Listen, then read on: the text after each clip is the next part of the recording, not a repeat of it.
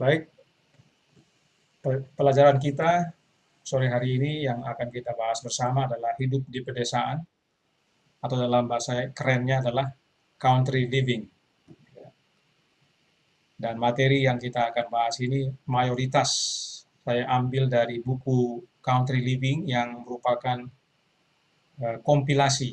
Jadi buku Country Living yang ditulis oleh Nyonya White ini bukan Nyonya White yang tulis, tapi isinya adalah tulisan Nyonya White, yaitu tulisan Roh Nubuat, namun dikompilasi oleh eh, Dewan Ellen G. White untuk menjadi nasihat bagi umat Tuhan agar hidup di pedesaan. Ada 9 bagian, dan setiap bagian tidak terlalu panjang-panjang, namun perlu dipahami dengan baik, oleh karenanya perlu dijelaskan dan juga kita akan bahas. Bagian pertama, kita akan masuk ke panggilan untuk keluar dari kota-kota. Jadi bagian pertama ini kita akan lihat nasihat-nasihat untuk keluar dari kota-kota. Nyonya White menuliskan, dalam memilih lingkungan mereka, sedikit yang menjadikan kemakmuran rohani mereka menjadi atau sebagai pertimbangan pertama. Pertama yang perlu kita pahami adalah hidup di pedesaan itu bukan karena kegenapan nubuatan. Jadi seringkali kita salah kaprah, ya, tanda-tanda zaman sudah di mana-mana, oh sekarang kita harus keluar. Jadi hidup di pedesaan bukan karena kegenapan nubuatan. Kita memilih tempat tinggal umumnya karena kenikmatan dan kemudahan. Sangat jarang kita memilih lokasi rumah kita karena aspek kerohanian, sebagaimana nasihat ini. Ya, umumnya ingin dekat pasar, mungkin dekat mall, dekat ini dan itu, agar memudahkan. Ini sebabnya Nyonya White katakan kita memilih untuk tinggal di kota, karena kemudahan itu. Tapi anak-anak, kata Nyonya White, saat tidak bersekolah, ya, kalau kita baca bukunya, saudara bisa ikuti apa yang saya sampaikan ini, karena yang saya sampaikan ini mayoritas dari buku. Tidak semua saya tampilkan dalam slide, beberapa saya sampaikan atau bacakan. Nah, anak-anak yang tinggal di kota saat tidak bersekolah mendapatkan pendidikan di jalanan, artinya di lingkungannya, dari teman-teman mereka yang jahat, ya. Bukan berarti mereka penjahat, tetapi maksudnya kita tahu, ya, mengapa dikatakan jahat ini karena tidak mengikuti akan kehendak Tuhan. Mereka memperoleh kebiasaan buruk dan boros. Karenanya, White nasihatkan dalam buku Country Living halaman 5 masih dan paragraf ketiga yang berkata, lebih baik korbankan segala pertimbangan duniawi daripada merusak jiwa-jiwa berharga yang diserahkan kepada perawatan atau pemeliharaan kita. Kenapa kita harus korbankan? Karena anak-anak kita akan diserang oleh godaan dan harus diajarkan untuk hadapi godaan itu.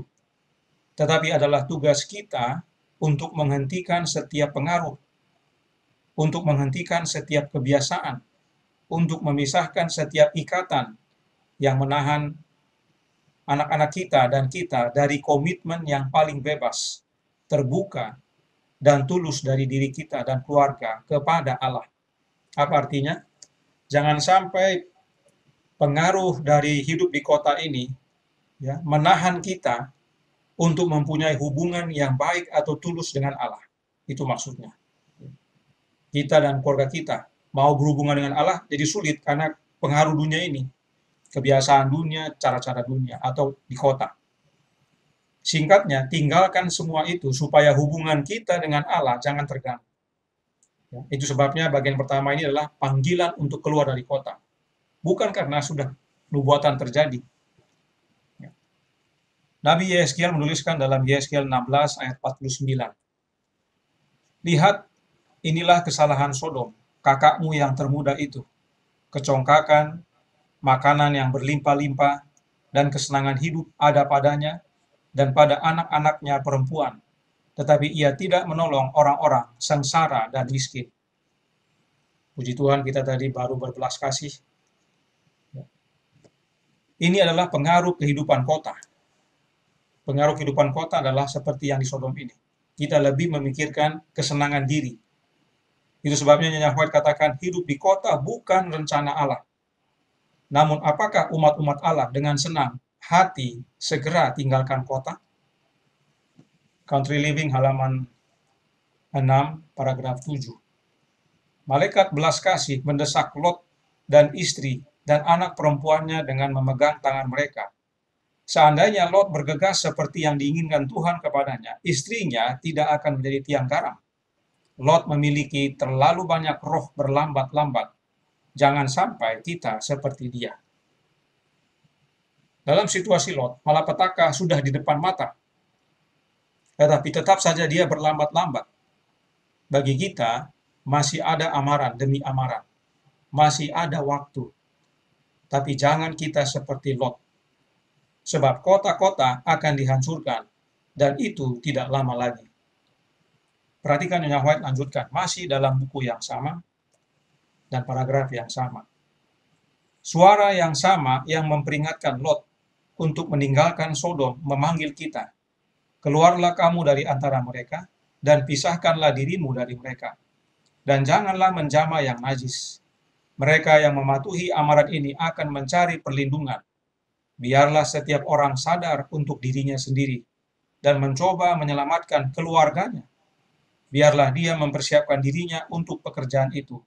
Allah akan mengungkapkan dari titik ke titik apa yang harus dilakukan selanjutnya.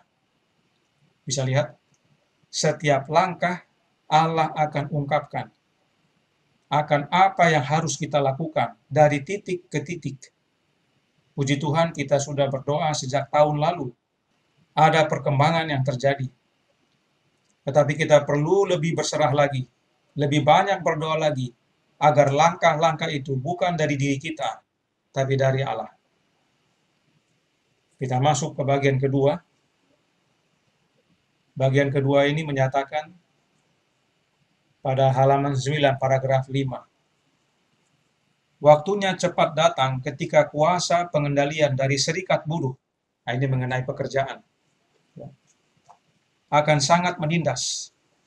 Berkali-kali Tuhan telah menginstruksikan bahwa umat kita harus membawa keluarga mereka menjauh dari kota-kota ke pedesaan, di mana mereka dapat meningkatkan persediaan mereka sendiri.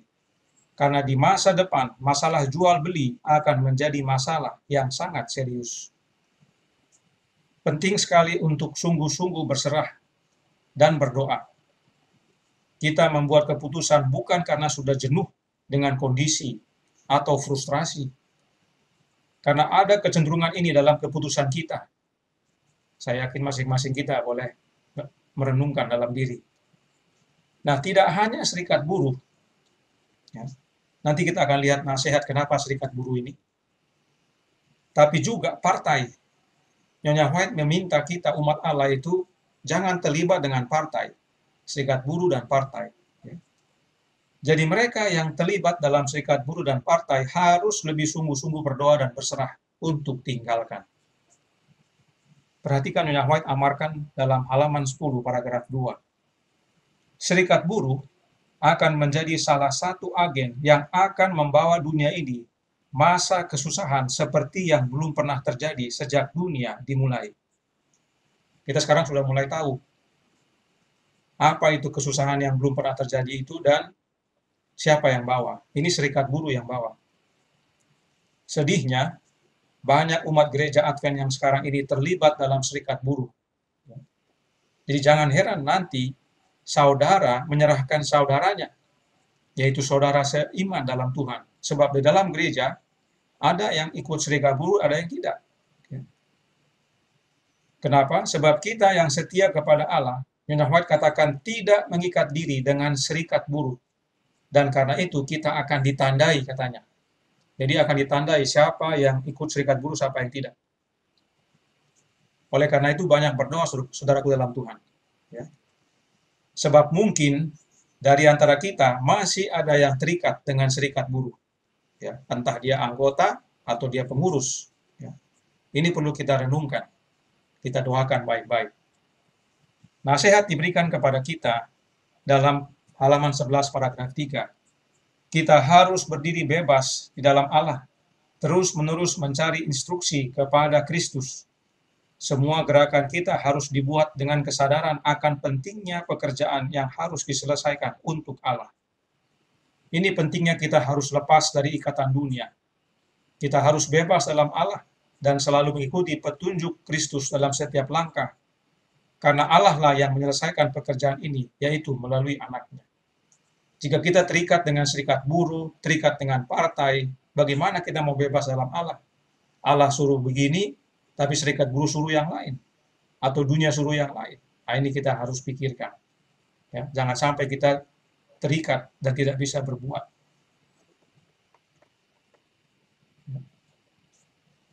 Nah, pertanyaan nanti dalam diskusi, tapi saya sampaikan sekarang supaya kita mulai renungkan.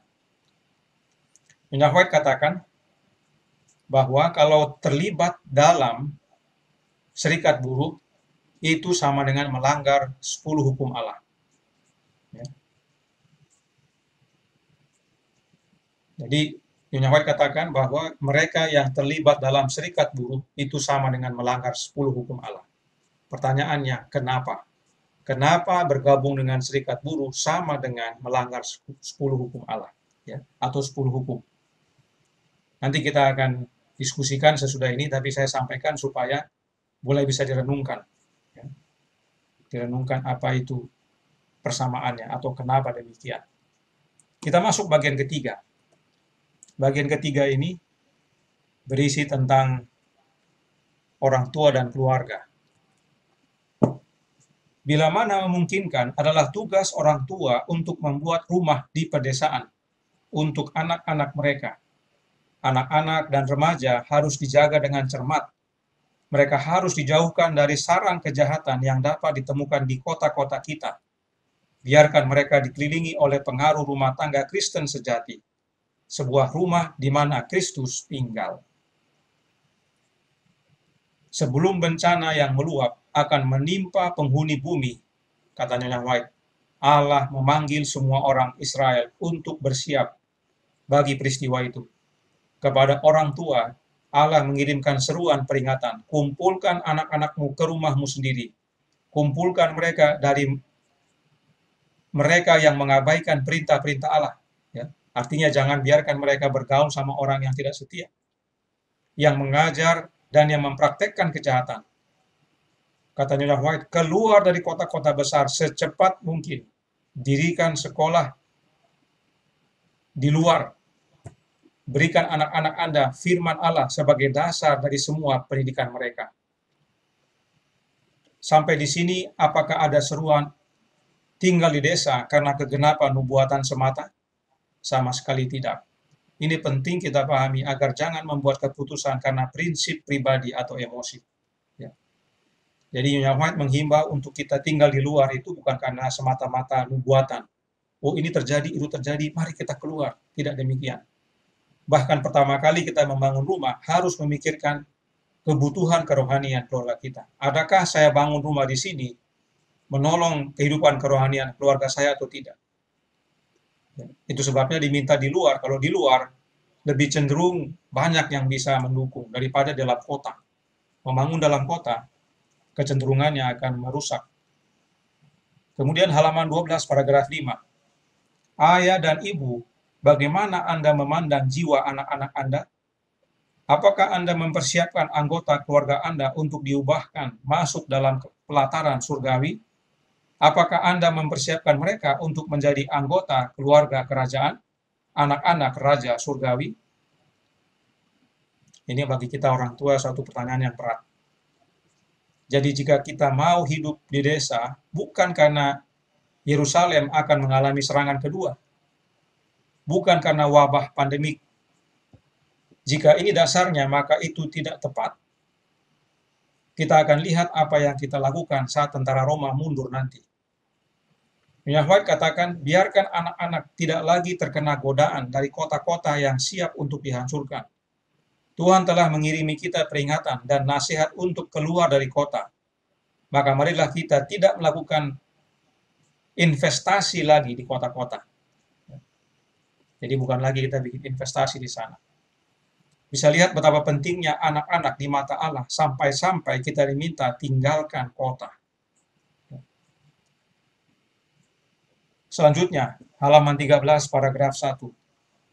Tidak ada satu keluarga dalam 100, artinya 1:100, yang akan ditingkatkan secara fisik, mental, atau kerohanian, yaitu spiritual, dengan tinggal di kota.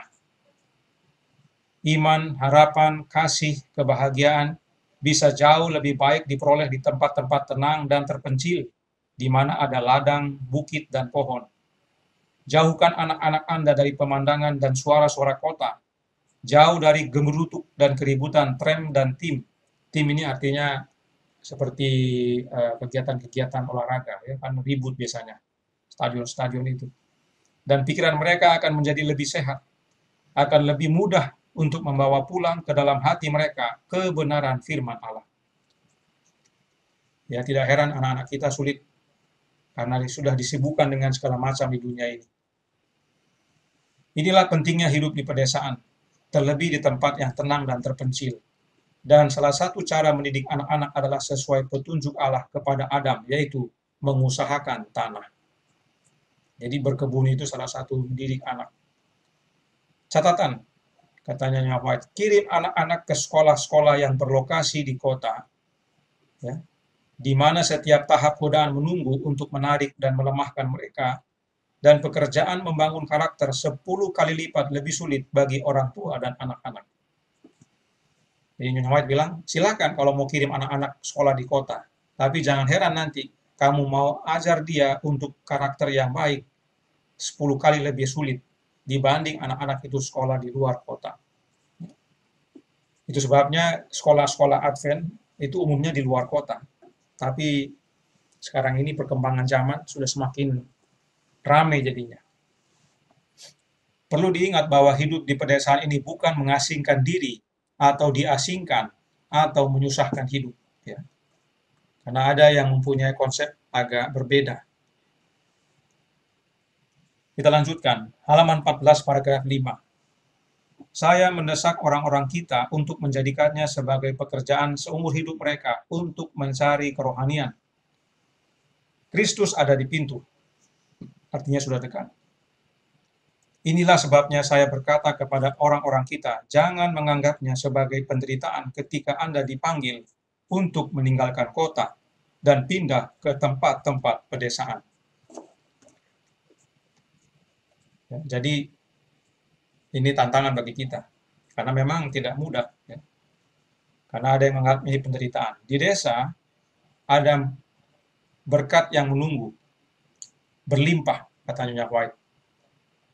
Dengan melihat pemandangan alam, karya-karya Sang Pencipta, dengan mempelajari karya Allah, tanpa terasa Anda akan diubah menjadi gambar yang sama dengan Dia. Sebab Nyonya White tuliskan, lebih baik daripada warisan kekayaan lainnya yang dapat kita berikan kepada anak-anak adalah tubuh yang sehat, pikiran yang sehat, dan karakter yang mulia. Itu susah dapat di kota, tapi di desa lebih mudah. Oleh karena alam dan oleh karena pekerjaan yang harus mengolah tanah.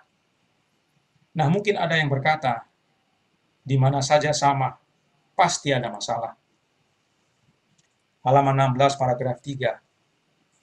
Benar, Anda tidak akan sepenuhnya bebas dari gangguan dan kekhawatiran yang membingungkan di pedesaan ini. Tetapi Anda akan menghindari banyak kejahatan dan menutup pintu terhadap banjir godaan yang mengancam untuk menguasai pikiran anak-anak Anda. Ya. Memang di desa bukan tidak ada masalah di desa. Tetapi lebih banyak lagi di kota. Ya. Nyonya White katakan banyak kejahatan dan banjir godaan. Ini tantangannya. Kalau di desa, banyak kegiatan alam yang bisa dilakukan, dan bahkan anak-anak harus mengurus kebunnya masing-masing, kata Nyonya White. Nanti kalau tinggal di desa, anak-anak harus punya kebun. Kebunnya Gregor, kebunnya Abby. Ya, dia harus kerjakan itu. Hari-hari dia harus teliti, disiplin, ya, supaya menghasilkan. Ya. Karena dari situ mendidik. Jadi pada waktu Papa SD, Gego Abby, Papa juga punya kebun, tanya sama Opung. Kita kerjakan tanam jagung, tanam asparagus, ya. Itu perlu kesabaran mengolah tanah dan menanam dan memelihara. Ya. Ini nanti merupakan bagian kerjaan anak-anak kita. Itu akan membantu mereka sehat tubuh, sehat pikiran, dan rohani. Ya. Kita masuk bagian keempat. Bagian keempat ini berbicara tentang pekerjaan kita di desa. Halaman 17 paragraf 4. Jika tanah itu ditanami, itu akan dengan berkat Tuhan memenuhi kebutuhan kita. Kita tidak boleh berkecil hati tentang hal-hal duniawi karena kegagalan yang nyata. Kita juga tidak perlu berkecil hati karena keterlambatan. Kita harus mengerjakan tanah dengan riang. Semoga dengan penuh syukur meyakini bahwa bumi menyimpan di perbendaharaan kaya di pangkuannya untuk dikumpulkan oleh pekerja yang setia, menyimpan lebih kaya daripada emas atau perak. Inilah pendidikan dalam bercocok tanam. Kita harus sabar dan bahkan tidak jarang gagal. Tapi kita harus ceria dan percaya bahwa Allah menyediakan berkat. Kita semua bukan petani. Jadi saat pindah nanti dan mulai bercocok tanam, dijamin tidak selamanya berhasil. Ini adalah latihan dan pendidikan yang baik bagi kita. Jangan berkecil hati, katanya White. Tuhan peliharakan, Tuhan sediakan. Roh Nubuat menyatakan dalam halaman 18 paragraf 2. Ya, mohon maaf belum diganti. Bumi harus dibuat untuk memberikan kekuatannya, tetapi tanpa berkat dari Allah itu tidak bisa berbuat apa-apa. Inilah pentingnya kita berkebun. Kita bekerja bergantung sepenuhnya kepada Allah yang menumbuhkan tumbuh-tumbuhan bagi kita. Ya. Mungkin kita punya keahlian dalam bertani, tapi jangan lupa, bukan keahlian kita itu yang membuat tumbuh-tumbuhan itu tumbuh dan subur. Allah lah, kita hanya alat. Inilah latihan kita, perlu belajar. Inilah latihan di desa. Jika di kota, tinggal lari ke toko, Alfamart, ya, Indomart, atau restoran, semua tersedia. Di desa, mungkin ada, tapi tidak selengkap di kota, dan kita harus sediakan sendiri kebutuhan kita. Apalagi jika mau hidup sehat, kita harus tanam sayuran, buah-buahan. White menyatakan banyak petani gagal mendapatkan hasil yang memadai dari tanah mereka karena mereka telah melakukan pekerjaan petani itu seolah-olah pekerjaan yang merendahkan martabat. Ya, mereka merasa, aduh ini pekerjaan rendahan. Mereka tidak melihat bahwa ada berkat di dalamnya untuk diri mereka sendiri dan keluarga mereka. Bertani itu pekerjaan yang mulia. Mendidik. Apakah hanya berkebun pilihan kita? Mungkin ada yang berpikir, aduh saya tidak bisa ini berkebun ini. Saya tidak jago. Halaman 19 paragraf 4. Orang-orang percaya yang sekarang tinggal di kota-kota harus pindah ke pedesaan agar mereka dapat menyelamatkan anak-anak mereka dari kehancuran. Perhatian harus diberikan pada pendirian industri di mana keluarga-keluarga ini dapat memperoleh pekerjaan. Mereka yang bertanggung jawab atas pekerjaan sekolah di titik-titik dan di titik-titik harus melihat apa yang dapat dilakukan oleh lembaga-lembaga ini untuk membangun industri semacam itu. Sehingga orang-orang kita yang ingin meninggalkan kota-kota dapat memperoleh rumah sederhana tanpa banyak pengeluaran dan juga dapat mencari pekerjaan. Pelajari akan hal ini. Jadi, White juga katakan, doakan hal ini. Ya, bahwa pekerjaan di desa itu tidak hanya bertani, tapi juga industri. Ya, mungkin ada industri makanan, industri lah. Ya. Kita nanti bisa pikirkan atau rencanakan. Dan industri itu untuk menolong keluarga-keluarga. Jadi sesama kita saling memperkerjakan supaya ada kerja. Ada nafkah meskipun sedikit tapi ada. Ya. Jadi salah satu contoh yang White anjurkan adalah membuat usaha makanan. Ya. Karena melalui usaha makanan ini kita bisa mengajarkan kesehatan bagi orang-orang dan dari situ kita bisa juga memberikan kesaksian. Ya. Tentunya makanan sehat, ya, bukan makanan yang tidak sehat. Kita perlu menjual ataupun memberikan makanan-makanan sehat. Ya. Namun, katanya White, diusahakan dalam kesederhanaan. Apa maksudnya? Kita bukan mau bikin toko roti mana bakery di desa, bukan. Ya. Kalaupun kita bikin roti seperti rencana Oma mau bikin roti nanti contohnya, itu hanya di rumah kecil saja. Ya. Seberapa yang bisa dia jual, itu yang dia jual. Di dalam kesederhanaan, karena industri itu bukan mau jadi besar-besaran, ya. Mempunyai cabang di mana-mana, bukan demikian. Jadi ini perlu kita ingat. Jadi kita bisa bertani, kita bisa buka industri. Bila mana kita buka industri, itu menolong juga keluarga-keluarga yang lain untuk punya pekerjaan. Kita saling menolong, tapi bukan besar-besaran. Ya. Kita masuk ke bagian 5. Bagian 5 ini, kita akan lihat sekilas hubungan tinggal di desa dengan tanda zaman. Nah, di sini kita sudah mulai masuk ke tanda-tanda zaman. Tadi sifatnya lebih kepada kerohanian. Bahwa kita pindah ke desa itu lebih kepada kerohanian kita dan keluarga kita. Bukan karena, wah, undang-undang hari Minggu sudah mau terjadi ini. Tidak. Nah, sekarang kita akan mulai lihat bagaimana pentingnya juga pindah ke desa sebab ada hubungannya dengan tanda-tanda zaman. Akan ada masa-masa sulit di hadapan kita.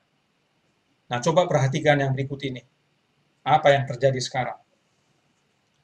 Yang pertama, ada berita. Berita ini disebutkan, Presiden Donald Trump pada hari Selasa memperingatkan untuk 2 minggu ke depan sangat menyakitkan ketika Amerika Serikat bergulat dengan lonjakan kasus virus corona. Ini akan menjadi 2 minggu yang sangat menyakitkan, sangat-sangat menyakitkan, katanya dalam konferensi pers di Gedung Putih. Ini dari The Levant News, ya, itu ada linknya. Trump menggambarkan pandemi sebagai tulah. Saya ingin setiap orang Amerika dipersiapkan untuk hari-hari sulit yang terbentang di depan, katanya. Nah, bagi yang bisa melihat di layarnya, di dalam foto itu ada 3 orang. Ada Presiden Donald Trump, tepat di belakangnya sesudah dia adalah Wakil Presiden Mike Pence namanya, dan di sampingnya agak jauh sedikit di ujung kiri, dia adalah ahli penyakit menular Gedung Putih, namanya Dr. Anthony Fauci. Ya. Jadi dia memberikan pengumuman didampingi oleh orang-orang ini. Ya. Ini berita di Levant News dan juga bisa dibaca di Channel News Asia tertanggal 1 April 2020 sehubungan dengan wabah virus corona di Amerika. Ya. Tolong diingat tanggalnya 1 April 2020. Nah, lihat berita yang berikut ini dalam Helio, ya, Helio Infectious Disease News. Ini terbitan atau media untuk kaum medis. Ya. Helio mungkin bacanya, Helio. Ya. Di sini disebutkan si Anthony Fauci itu, dia adalah Direktur Institut Nasional Alergi dan Penyakit Menular, mengatakan tidak diragukan Donald J. Trump akan dihadapkan dengan wabah penyakit menular yang mengejutkan selama masa kepresidenannya. Fauci telah memimpin NIAID selama lebih dari 3 dekade, menasehati 5 presiden Amerika Serikat terakhir tentang ancaman kesehatan global dari hari-hari awal epidemi AIDS pada 1980 hingga wabah virus Zika saat ini.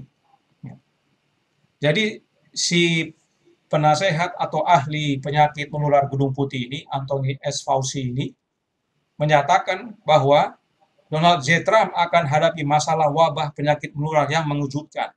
Nah, pertanyaannya, kapan dia kasih tahu ini? Itu saya tandai warna biru di atas.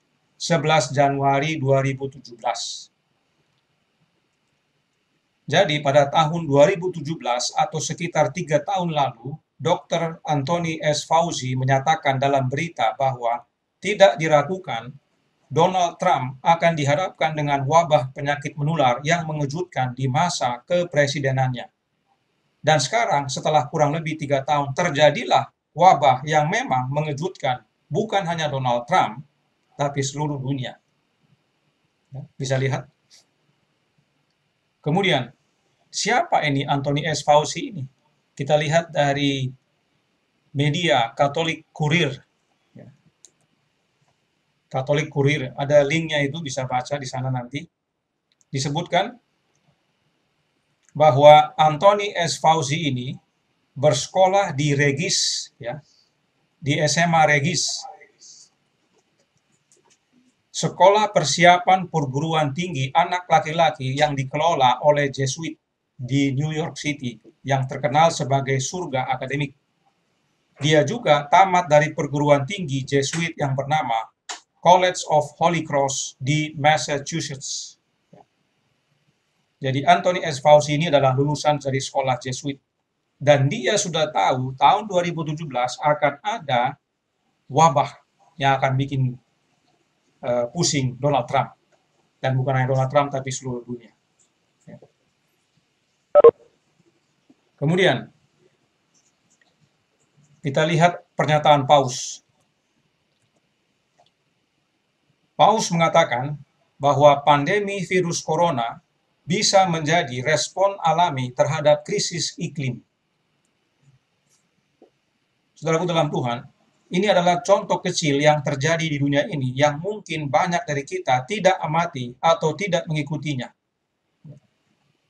Jadi ini adalah tanda-tanda yang perlu kita perhatikan. Kenapa? Sebab dia berkata dalam surat tahunannya. Jadi kita hubungkan tanda-tanda tadi bahwa Anthony S. Fauci 2017 katakan akan ada wabah yang akan bikin heboh. Kemudian terjadilah tahun 2020. Kemudian Paus katakan ini adalah respon terhadap krisis iklim. Dan kita baca suratnya dia yang dikenal orang dengan istilah ensiklik, yang diberi judul Laudato Si. Ya. Saya cuplik beberapa. Yang pertama saya ambil dari halaman 175-176. Pada hari Minggu, partisipasi dalam Ekaristi memiliki arti penting yang khusus. Hari itu seperti hari Sabat Yahudi. Hari apa itu? Hari Minggu. Ditawarkan sebagai hari pemulihan hubungan manusia dengan Allah, dengan dirinya sendiri, dengan orang lain, dan dengan dunia. Hari Minggu adalah hari kebangkitan, hari pertama, ciptaan baru.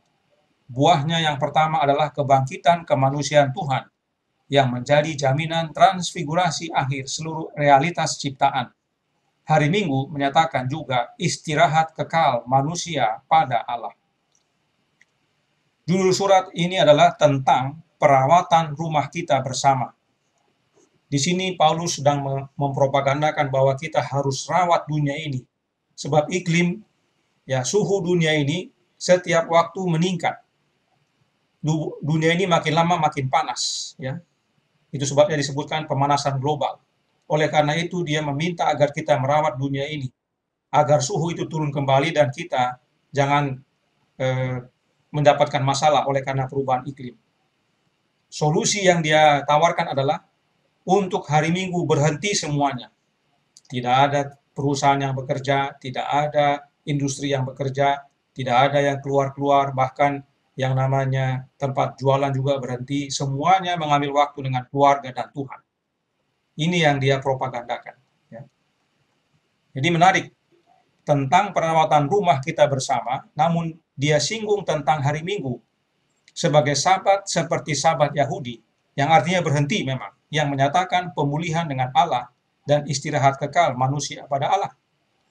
Dalam surat inilah Paus membahas tentang iklim sebagai kesejahteraan umum, dan karenanya perlu dijaga. Sebab dia menyatakan bahwa perubahan iklim adalah ulah manusia yang merusak alam. Ya, jadi bisa lihat kita hubungannya dengan corona tadi. Dia bilang corona ini reaksi terhadap krisis iklim ini, dia bilang. Karena dia mau tekankan lagi tentang suratnya ini. Dia mau umat-umat itu membeli akan konsepnya ini. Kemudian di halaman 177, saya tampilkan sebelah kiri cuplikan daripada suratnya. Ini yang terjemahkan bukan saya, tapi memang dari institusi Katolik itu sendiri. Karena ini surat adalah untuk seluruh umat Katolik di seluruh dunia. Jadi diterjemahkan ke semua bahasa. Ini yang diterjemahkan ke bahasa Indonesia oleh Martin Harun OFM. Ya. Penerbitnya anggota IKAPI. Jadi ini bukan saya yang terjemahkan. Kita baca. Bagi orang Kristen, iman kepada Allah yang satu dalam persekutuan Tritunggal menunjukkan bahwa seluruh realitas mengandung dalam dirinya jejak Allah Tritunggal. Santo Bonaventura sampai mengatakan bahwa sebelum jatuh dalam dosa, manusia dapat melihat bagaimana setiap makhluk bersaksi bahwa Allah adalah Tritunggal. Cerminan Trinitas dapat ditemukan dalam alam ketika buku itu tidak kabur bagi manusia dan mata manusia belum terganggu. Inilah yang dikabarkan oleh surat Paus ini, yaitu bahwa pelihara alam sebab telah terjadi perubahan iklim yang merupakan kesejahteraan umum dan alam itu cerminan Trinitas. Karenanya perlu hari istirahat seperti sahabat Yahudi dan hari itu ditentukan hari Minggu. Dan dia berkata bahwa virus corona ini adalah reaksi alam terhadap krisis iklim. Nah, jika kita hubungkan semuanya, maka tidak heran nantinya jika penerapan surat ini mungkin ditekankan agar tidak hanya iklim terpelihara, tapi wabah pun dapat diatasi. Jadi kita nanti bisa lihat, jangan heran kalau sampai undang-undang hari Minggu itu dikeluarkan, bukan hanya masalah iklim, tapi masalah kesehatan, supaya jangan orang keluar berinteraksi atau akhirnya menularkan. Nyonya White katakan dalam Country Living halaman 20 paragraf 3, pendukung hari Minggu memperkuat dirinya dalam pernyataan-pernyataannya yang salah. Dan ini akan berarti penindasan bagi mereka yang bertekad untuk memelihara Sabat Tuhan. Untuk menghadapi masa-masa sulit ini, kita dinasihatkan untuk keluar dari kota dan tinggal di desa. Ya. Jadi ingat tadi, kita tinggal di desa pertama karena kerohanian, bukan karena nubuatan. Tapi ada juga kedua, kita diminta keluar karena masa-masa sulit sudah mau terjadi. Ya. White katakan dalam halaman 21 ayat 1 atau paragraf 1 saya tidak tampilkan. Dia bilang, saya melihat perlunya segera untuk menyiapkan semua hal untuk krisis tersebut. Ini Nyonya White tulis beberapa tahun lalu atau sekitar 100-an tahun lalu ini. Apakah krisis sudah melanda? Sudah melanda, kita semua sudah tahu. Karena kita harus berdoa dan minta pimpinan Tuhan agar Dia menyatakan langkah kita titik ke titik. Bagian ke-6 ini menarik. Bagian ke-6 ini perlu kita pahami dengan baik, agar jangan sampai ada yang menjadi lemah. Dan jangan khawatir. Kita baca halaman 21 paragraf 2. Mereka tidak berkoloni. Yesus berkata, pergilah ke seluruh dunia, beritakanlah Injil kepada segala makhluk. Markus 16 ayat 15. Ketika para murid mengikuti kecenderungan mereka untuk tetap dalam jumlah besar di Yerusalem, penganiayaan diizinkan untuk menimpa mereka dan mereka tersebar ke seluruh bagian dunia yang dihuni. Nah, apa itu koloni? Koloni itulah seperti perkampungan. Kita bukan untuk membuat perkampungan sebagaimana yang di Yerusalem. Jumlah besar. Ya, mereka jumlahnya besar, akhirnya menerima aniaya dan akhirnya tersebar. Kenapa tidak baik berkoloni? Masih dalam paragraf yang sama, halaman yang sama, yang White katakan, banyak anggota gereja-gereja besar, ya besar kita, tidak melakukan apa-apa. Mereka mungkin melakukan pekerjaan yang baik. Jika gantinya berkerumun bersama, mereka akan menyebar ke tempat-tempat yang belum dimasuki oleh kebenaran. Pohon yang ditanam terlalu padat tidak tumbuh subur. Mereka ditransplantasikan oleh tukang kebun, bahwa mereka mungkin memiliki ruang untuk tumbuh dan tidak menjadi kerdil dan sakit-sakitan. Ini alasannya Nyonya White katakan bahwa jangan berkoloni, jangan bikin kampung. Ya. Menetap bersama dalam komunitas besar, ya, kampung. Karena seperti pohon, kalau terlalu padat, dia tidak tumbuh besar. Dan orang banyak yang tidak bikin apa-apa. Akhirnya ada yang sibuk melayani, ada yang santai-santai. Oh, nanti ada saudara A. Oh, nanti ada ketua itu yang kerjakan. Saya santai saja. Itu karena sudah besar, ya. Sama seperti pohon, tukang kebun harus kasih pindah, kasih jarang-jarang dia supaya dia tumbuh. Ya. Itu juga perlu dilakukan oleh umat Allah. Ya. Nasihat nyawat ini diberikan oleh karena banyak dari umat Allah saat itu membuat rumah dekat institusi gereja seperti, saya ulangi, memberikan rumah dekat institusi organisasi seperti sekolah, rumah sakit, percetakan. Contoh, Battle Creek. Pada waktu mereka membangun sekolah di Battle Creek dan juga rumah sakit, orang ngumpul semua di situ, bikin rumah dekat situ. Ya. Kemudian mereka bikin Pacific Press, percetakan, orang kumpul semua di situ. Jadi di mana mereka bikin sekolah, bikin percetakan, bikin rumah sakit, semua di situ bikin rumah. Ya. Sama seperti di Unai, di Ungklap, mirip-mirip begitulah. Di mana ada kampus, semua di situ. Nanti pensiun juga di situ juga. Nyonya White bilang jangan seperti begitu. Ya. Nah, apa yang bisa dilakukan? Apakah kita tidak boleh berkumpul? Halaman 23, paragraf 3. Akan jauh lebih baik bagi anak-anak mereka untuk diri mereka sendiri dan untuk tujuan Allah jika mereka tetap tinggal di gereja-gereja kecil di mana bantuan mereka dibutuhkan daripada pergi ke gereja-gereja yang lebih besar di mana karena mereka tidak diperlukan ada godaan terus-menerus untuk jatuh ke dalam ketidakaktifan spiritual. Ya. Jadi berkumpul dalam suatu kelompok kecil atau jemaat kecil itu boleh, ya. Karena kecil kita semua aktif, ya, sama seperti yang kita alami saat ini. Tapi kalau sudah besar, ya, jemaat besar itu potensi banyakkan yang santai-santai, yang sibuk sedikit, yang santai banyak. Ya. Yahweh tidak mau itu. Itu tidak akan membuat kita bertumbuh rohani. Yang ada apa? Ketidakaktifan. Ya. Tapi kalau kecil, semua aktif, semua terlibat, karena itu saja. Inilah kita, jemaat atau kelompok kecil. Dan bila ada gereja yang mau terima kita, ya, karena kita kecil dan ada gereja kecil di dekat kita, mau terima kita, kita bantu gereja kecil itu. Ya. Kita bukan cari gereja besar, duduk tenang di belakang, habis khotbah hilang. Ya. Masih bagus habis khotbah, ada yang baru makan juga hilang. Itu karena besarnya, kita tidak bisa perhatikan siapa yang ada atau siapa yang hadir. Bahkan perhatikan yang berikut ini dari halaman 23 paragraf 4. Dimanapun ada beberapa pemelihara sabat, ya beberapa, tidak banyak, orang tua hendaknya bersatu dalam menyediakan tempat bagi sekolah harian di mana anak-anak dan remaja mereka dapat diajar.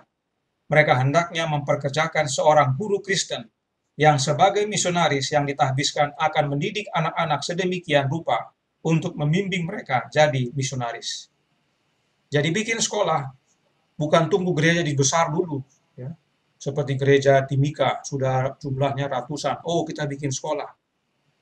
Hanya beberapa keluarga sudah bisa bikin sekolah. Ya. Karena tujuannya kerohanian, bukan popularitas. Ya. Jadi kelompok Serayu ini sudah bisa bikin sekolah. Sudah berapa keluarga, berapa anak-anak, berapa remaja, kita bisa didik. Dan beberapa bisa jadi guru. Ya. Ini dia. Apakah kita bisa menjadi besar? Sudah tentu bisa. Apa nasihatnya? Perbesar, ya. Menyebar, ya juga. Jadi semakin besar kita harus semakin menyebar. Tetapi tidak satu tempat. Ya. Pergi dan bangun pusat-pusat pengaruh di tempat-tempat di mana tidak ada atau hampir tidak ada yang telah dilakukan. Jadi kalau kita contohnya nanti tinggal di tempat A, dan kita semakin besar, semakin banyak jiwa-jiwa yang bertobat. Kita tadi mungkin jumlahnya 30 menjadi 100, kita harus menyebar. Jangan di tempat itu saja. Kita harus cari tempat lain yang belum dijamah oleh kebenaran. Ya. Jadi kelompok kita bisa jadi besar dan meluas, tapi jangan di satu tempat saja. Kita harus buka tempat lain. Jika Tuhan berkehendak, maka itu boleh terwujud. Kita doakan agar itu boleh jadi bagian kita. Nah, kita masuk ke bagian 7, bagian penting lagi yang kita perlu pahami. Dan banyak daripada Mereka yang hidup country living lupa akan hal ini. Saya yakin mereka sudah baca, tapi mereka lupa. Ya. Bagian ketujuh ini tentang penyediaan atau pimpinan Allah. Penyediaan atau pimpinan Allah. Kita baca halaman 24 paragraf 2. Waktunya telah tiba ketika Allah membuka jalan. Keluarga harus pindah dari kota. Siapa yang buka jalan? Allah yang buka jalan. Ya. Bukan saudara A, saudara B yang buka jalan. Allah yang buka jalan. Anak-anak harus dibawa ke pedesaan. Orang tua harus mendapatkan tempat yang sesuai dengan kemampuan mereka. Ya, jadi jangan khawatir. Ya. Apa yang bisa itu saja. Meskipun huniannya mungkin kecil, namun harus ada tanah sehubungan dengan itu yang dapat diolah. Jadi kalaupun rumah kita di desa nanti kecil, pastikan ada tanah. Ya, karena kita harus bekerja mengolah tanah. Jadi yang pertama kita mesti ingat adalah kita keluar dari kota, pindah ke desa, itu karena Allah buka jalan.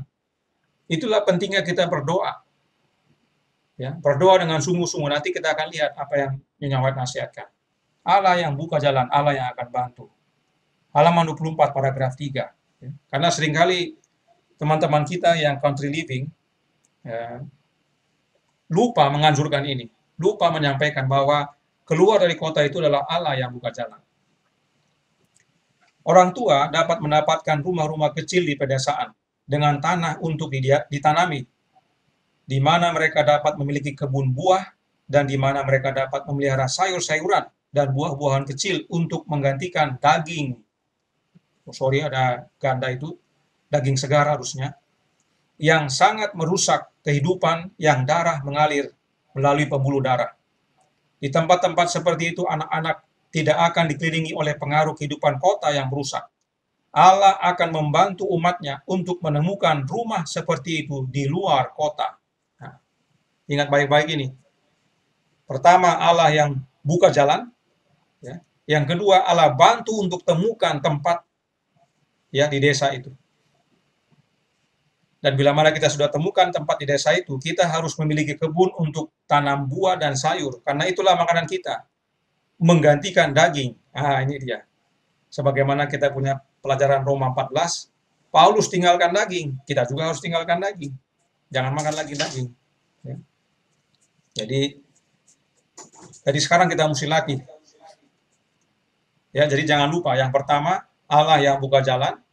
Itu sebabnya kita perlu berdoa. Yang kedua, Allah bantu untuk temukan ya, bahkan rumah seperti itu di luar kota atau tanah. Ya. Jadi penting sekali kita berdoa.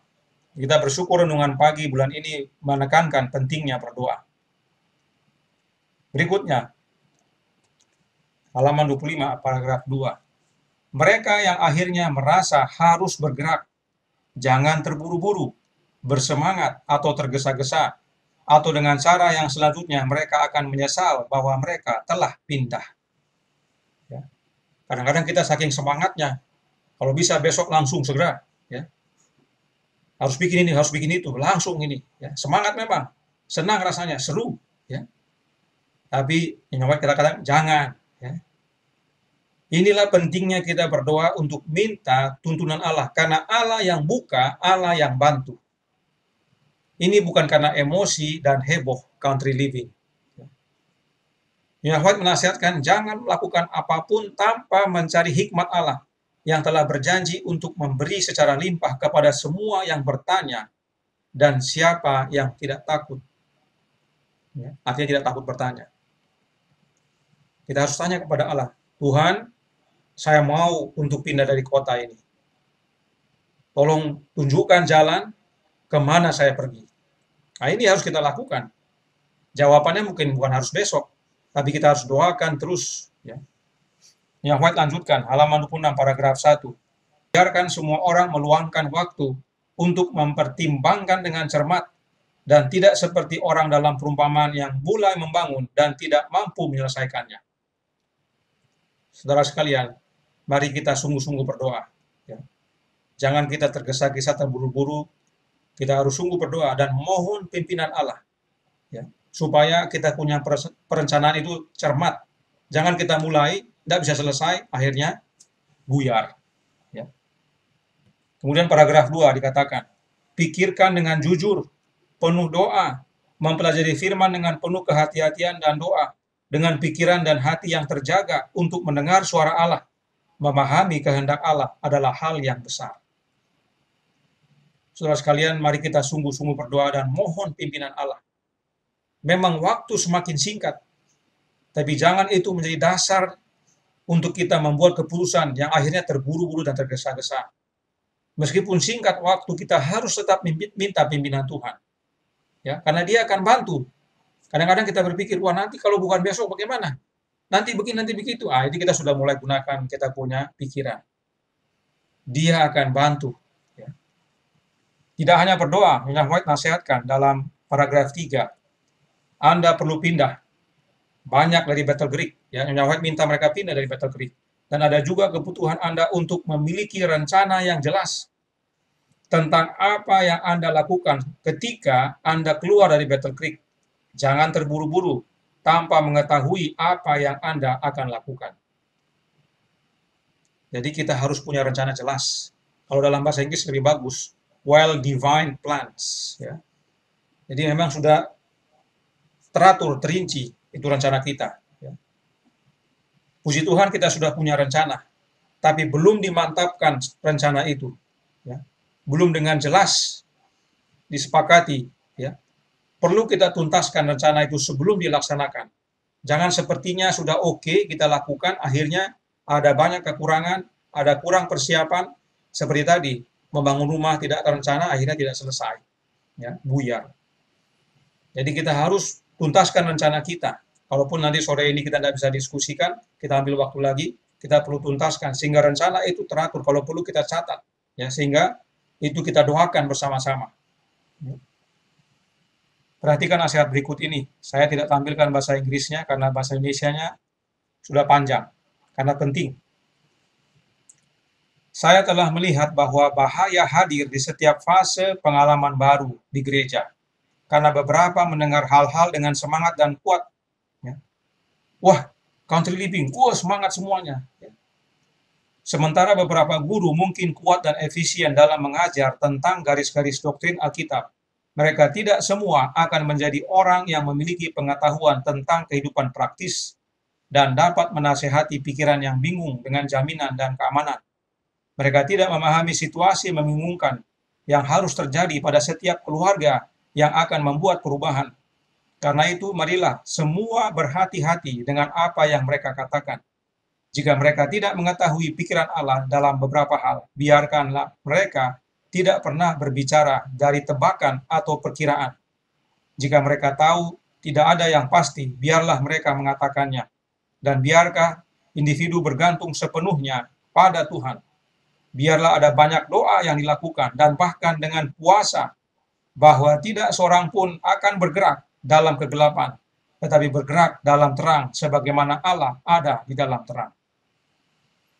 Sederhananya, saudaraku dalam Tuhan, orang yang pandai dalam mengajar doktrin Alkitab bukan jaminan memiliki pengetahuan tentang kehidupan praktis, ya, maksudnya untuk hidup di desa, dan dapat memberikan nasihat kepada yang mau keluar dari kota untuk pindah ke desa. Jadi kita perlu ingat ini supaya jangan kita pikir, oh mungkin ketua A, mungkin ketua B, atau pendeta A, pendeta B, karena dia memahami doktrin Alkitab, mungkin bisa kasih nasihat saya mau keluar dari kota. Tidak selamanya demikian. Ya. Mereka belum tentu memahami. Oleh karena itu, kalau tidak tahu, bilang, kata Nyonya White. Ya. Dan datang kepada Tuhan dengan doa dan puasa sebelum kita bergerak. Ini dia. Ya. Jangan andalkan manusia, tapi andalkan Allah. Kita harus banyak berdoa dan jika perlu berpuasa. Kemudian dalam halaman 27 paragraf 1. Biarlah tidak ada yang dilakukan dengan cara yang tidak tertib, bahwa akan ada kerugian besar atau pengorbanan yang dilakukan atas properti karena penyampaian yang bersemangat dan impulsif, yang membangkitkan antusiasme yang tidak mengikuti perintah Allah, bahwa kemenangan yang penting untuk diperoleh karena kurangnya kesederhanaan kepala dingin dan pemikiran yang tepat dan prinsip serta tujuan yang sehat akan berubah menjadi kekalahan. Intinya sama.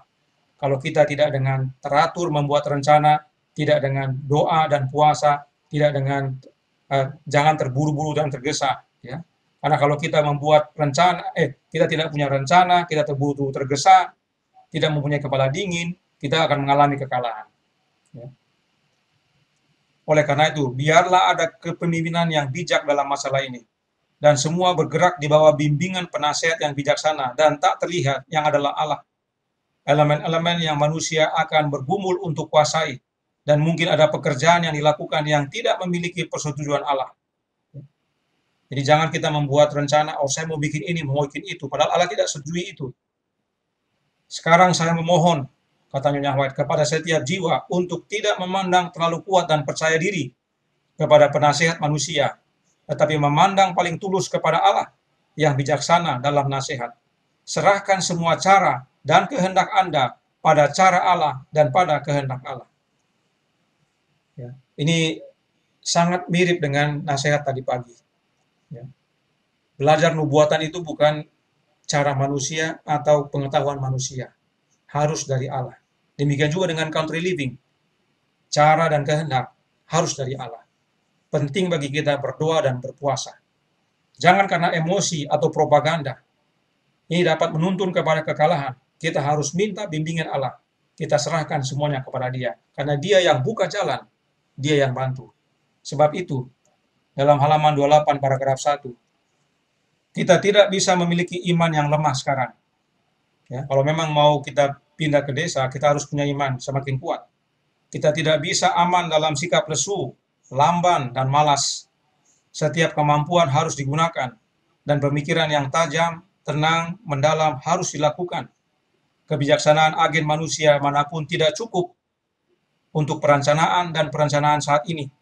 Bentangkan setiap rencana di hadapan Allah dengan puasa dan dengan kerendahan hati di hadapan Tuhan Yesus, dan serahkan jalanmu kepada Tuhan. Janji yang pasti adalah Dia akan mengarahkan jalanmu. Dia tak terbatas dalam sumber daya. Yang Maha Kudus Israel, yang memanggil penghuni surga dengan nama dan memegang bintang-bintang surga pada posisinya, memiliki Anda secara pribadi dalam pemeliharaannya. Ya, ini yang penting kita kabarkan. Jadi kalau kita nanti mengabarkan untuk country living, jangan kabarkan tentang saya sudah buat ini, saya sudah buat itu, ya. Saya punya kebun ini, saya punya kebun itu, ya. Rumah saya dari bambu, ya, atau yang lainnya. Kita harus kabarkan ini, bahwa kalau ada yang mereka mau country living, saudara mau country living, bagus. Jangan lupa ya saudara, bikin rencana, ya, kemudian doakan dengan sungguh-sungguh, ya. Dan kalau perlu berpuasa saudara, karena Allah yang buka jalan dan Allah yang bantu. Itu yang kami alami. Nah, ini dia. Ini yang perlu kita kabarkan tentang country living, ya. Jadi supaya jangan salah kita punya konsep ini. Ulang-ulang Nyonya White nasihati kita tentang rencana, dan ulang-ulang dia nasihati kita untuk serahkan kepada Allah. Karena ini hidup kita nantinya, ya. Ini bukan liburan dan santai-santai di pedesaan, duduk sore-sore lihat alam. Bukan.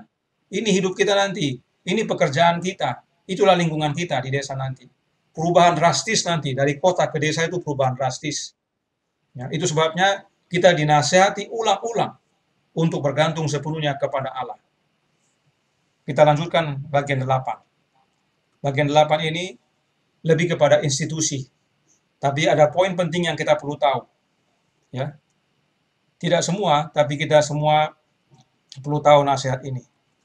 Halaman 30, paragraf 2. Kota-kota harus dikerjakan dari pos-pos di luar kota. Utusan Allah berkata, bukankah kota-kota akan diperingatkan? Ya, bukan oleh umat Allah yang tinggal di dalamnya, tetapi dengan mengunjungi mereka untuk memperingatkan mereka tentang apa yang akan terjadi di bumi. Nah, ini prinsip yang perlu kita pahami. Kita tinggal di luar kota bukan untuk menyendiri dan tidak bersosial. Karena ada kesan demikian kalau country living ini, ya. Kita tinggal di luar kota untuk mengabarkan kebenaran ke kota. Kita tidak tinggal di kota, tapi kita tetap jadikan kota lahan penginjilan. Karenanya Nyonya White juga nasihatkan. Kita mundur ke halaman 11 paragraf pertama. Restoran kita harus di kota. Karena kalau tidak, para pekerja di restoran-restoran ini tidak dapat menjangkau orang-orang dan mengajari mereka prinsip kehidupan yang benar. Jadi nanti kalau kita mau bikin rumah makan, ada baiknya bikin di kota juga. Kita tinggal di luar kota, tapi kita punya rumah makan di kota. Ya. Nyonya White nasihatkan agar rumah sakit, sekolah, percetakan dibangun di luar kota. Tapi restoran, Nyonya White minta di dalam kota. Ya. Karena melalui restoran ini, orang akan datang, ya, makan. Dari situ kita bisa menjadikan itu target kesaksian kita. Ya. Karena itu dalam halaman 30 paragraf 3 Nyonya White katakan, agar tempat itu meski di luar kota, tapi punya akses mudah ke kota. Ya. Jadi kita diminta keluar dari kota, tinggal di pedesaan, tapi tempat tinggal kita itu harus punya akses mudah ke kota, karena kita nanti akan banyak kerja di kota. Kota yang kita kerjakan. Ada yang menginjil, ada yang kerja di restoran, ada yang mungkin kerja di kantor, tapi kita tinggal di luar. Ya. Kita perlu belajar dari pengalaman Henokh dan Lot. Henokh tidak tinggal di kota, dia berjalan bersama Allah. Tapi Lot tinggal di kota, dan akibatnya istri binasa, dan mereka terpaksa harus lari. Apalagi yang bisa kita miliki di kota? Halaman 31 paragraf 1. Di kota-kota ini kita harus memiliki rumah ibadat sebagai peringatan bagi Allah, tetapi lembaga untuk publikasi literatur kita, untuk penyembuhan orang sakit, dan untuk pelatihan pekerja harus didirikan di luar kota. Jadi kita perlu bangun gereja di kota. Kalau Tuhan berikan izin, kita nanti akan bisa bangun gereja di kota. Agar melalui kehadiran gereja itu, orang diingatkan akan Allah. Oh iya, ada agama, ada Allah yang harus sembah. Dan bagian akhir, bagian ke-9. Ini bagian akhir. Tidak ada waktu sekarang bagi umat Allah untuk memusatkan kasih sayang mereka. Bagian 9 ini adalah untuk masa konflik akhir ini. Tidak ada waktu lagi bagi umat Allah untuk memusatkan kasih sayang mereka atau meletakkan harta mereka di dunia. Waktunya tidak jauh ketika seperti murid-murid mula-mula, kita akan terpaksa mencari perlindungan di tempat-tempat terpencil dan sunyi. Karena pengepungan Yerusalem oleh pasukan Romawi adalah sinyal untuk lari bagi orang-orang Kristen Yudea. Maka penerimaan kekuasaan di pihak bangsa kita dalam dekrit yang memberlakukan sabat kepausan akan menjadi peringatan bagi kita. Ini akan menjadi waktu untuk meninggalkan kota-kota besar, persiapan untuk meninggalkan kota yang lebih kecil, ke rumah-rumah peristirahatan di tempat-tempat terpencil di antara pegunungan. Dan sekarang, gantinya menjadi tempat tinggal yang mahal di sini, di kota maksudnya, kita harus bersiap untuk pindah ke negeri yang lebih baik, bahkan yang surgawi. Gantinya membelanjakan uang kita untuk kepuasan diri, kita seharusnya belajar untuk menghemat. Ini tanda untuk kita pindah dari kota besar dan dari kota lebih kecil ke pegunungan, yaitu undang-undang hari Minggu. Jadi bila mana undang-undang hari Minggu dinyatakan, bukan hanya dari kota besar kita harus pindah, dari kota kecil juga harus keluar. Dari semua ini kita perlu pahami bahwa kita harus tinggalkan kota. Dan yang masih punya rumah di kota, doakan dan jangan lama-lama jual. Pada waktu nanti tidak apa lagi kita jual. Oleh karena itu bagian penutup ini berikut tahap-tahapnya. Supaya masing-masing kita tahu apa yang kita harus lakukan. Dan di mana kita. Tahap pertama, untuk keluar dari kota, adalah pada saat Matius 24 ayat 6-8 terjadi. Atau dalam Country Living halaman 31 paragraf 4 mengatakan, keluar dari kota, ini adalah pesan yang diberikan Tuhan kepada saya. Gempa bumi akan datang, banjir akan datang, dan kita tidak boleh membangun diri kita di kota-kota yang jahat, di mana musuh dilayani dalam segala hal, dan di mana Allah begitu sering dilupakan. Tuhan ingin agar kita memiliki pandangan rohani yang jelas. Kita harus cepat memahami bahaya yang akan menghadang pembentukan institusi di kota-kota jahat ini. Kita harus membuat rencana bijak untuk memperingatkan kota-kota. Dan pada saat yang sama tinggal di mana kita dapat melindungi anak-anak kita dan diri kita sendiri dari pengaruh yang mencemari dan melemahkan yang begitu lazim di tempat-tempat ini. Di dalam Matius 24 ayat 6-8 dikatakan, kamu akan mendengar deru perang dan atau kabar-kabar tentang perang. Namun berawas-awaslah, jangan kamu gelisah, sebab semuanya itu harus terjadi, tetapi itu belum kesudahannya. Sebab bangsa akan bangkit melawan bangsa, dan kerajaan melawan kerajaan. Akan ada kelaparan dan gempa bumi di berbagai tempat. Akan tetapi semuanya itu barulah permulaan penderitaan menjelang zaman baru. Ini yang pertama. Ini bila mana terjadi, kita harus keluar. Dan apakah sudah terjadi? Sudah terjadi. Yang namanya gempa, yang namanya banjir, yang namanya perang, sudah terjadi. Jadi sebenarnya kita sudah salah tinggal. Sudah bukan harus di kota lagi tempat tinggal kita, harus di luar kota. Tapi pada tahap pertama ini, kita tinggal tidak jauh dari kota. Karena kita punya ladang penginjilan adalah kota. Restoran kita bisa kita bangun di kota. Kita harus punya akses yang mudah ke kota. Ya. Kita pindah keluar kota untuk kita lindungi keluarga kita. Tapi kita harus kerjakan kota itu. Dia masih ladang penginjilan. Nah, tahap kedua. Pendukung hari Minggu memperkuat dirinya dalam pernyataan-pernyataannya yang salah. Dan ini akan berarti penindasan bagi mereka yang bertekad untuk memelihara Sabat Tuhan. Ya, ini mengenai undang-undang hari Minggu. Kemudian halaman 32 paragraf 1. Karena pengepungan Yerusalem oleh pasukan Romawi adalah sinyal untuk lari bagi orang-orang Kristen Yudea. Maka penerimaan kekuasaan di pihak bangsa kita dalam dekrit yang memperlakukan Sabat kepausan akan menjadi peringatan bagi kita. Matius 24:16 katakan, maka orang-orang yang di Yudea haruslah melarikan diri ke pegunungan. Ini tahap kedua. Tahap pertama tadi jangan lupa, melihat semua yang tadi terjadi dalam Matius 24 ayat 6-8, kita harus keluar. Tapi tidak jauh dari kota. Karena kita masih kerjakan kota. Tahap kedua, begitu undang-undang hari Minggu ditetapkan, ya, diberlakukan, tidak hanya kota besar, kota kecil juga kita tinggalkan. Ya. Karena atau tempat yang kita tinggali tadi yang dekat sama kota. Ya. Kita tinggalkan semua itu, kita pergi ke tempat yang terpencil dan sunyi di antara gunung. Ya. Di sana tidak ada toko, tidak ada pekerjaan. Ya. Kita harus mulai jual yang di kota atau jual yang dimanapun. Ya. Lalu kita harus mulai menanam banyak. Karena kita tidak bisa membeli lagi. Karena kita akan keluar menjauhi semua kota. Dan butuh waktu untuk menanam, karenanya perlu kita rencanakan kapan mulai menanam. Dan jangan lupa, pada masa itu juga, kondisi seperti zaman Nuh, orang masih kawin-mawin, pesta pora, seperti tidak terjadi apa-apa.